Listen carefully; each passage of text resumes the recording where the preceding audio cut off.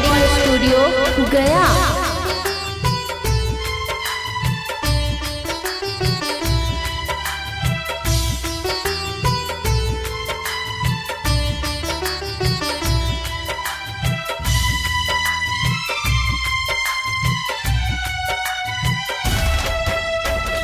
जब से सुन लियो सुना वही तो बरतिया अखियाँ से ढारो हमर लो रगे के करा के संगे खेलबई हाथ होलिया के करे रंगवे हम गालिया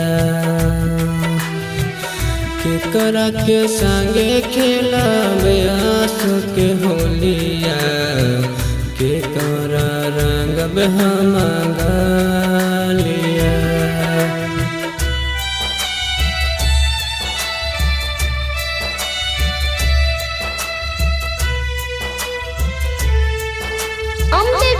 रिकॉर्डिंग स्टूडियो गया।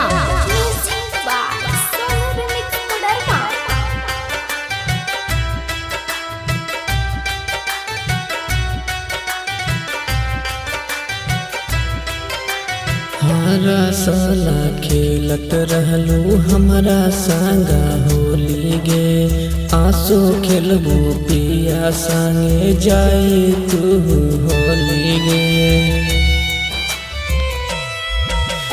हरा साला खेलत रहलू हमारा संगे होली गे आंसू जाई पिया संगे खेलबू तू होली गे।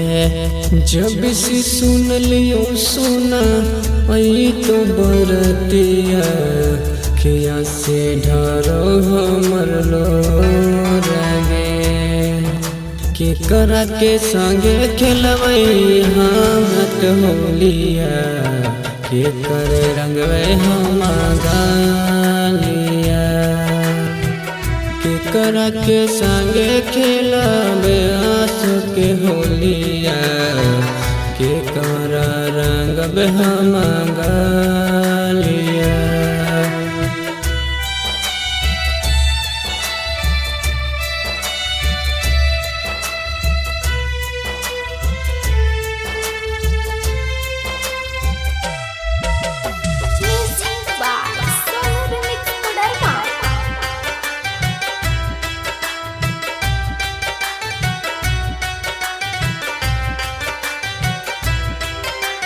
मीठी मीठी बोलिया जानू मारा हलो गोलिया आज आशिक सूरज संग रंगले रहलो गालिया।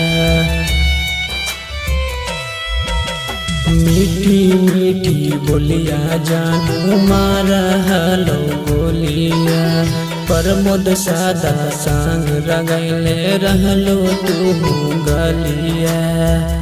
जब से सुन लियो सुना वही तो बरतिया अखियाँ से ढारो हमर लो रगे के करा के संगे खेलबे जाने हम होलिया के करंगे हम गालिया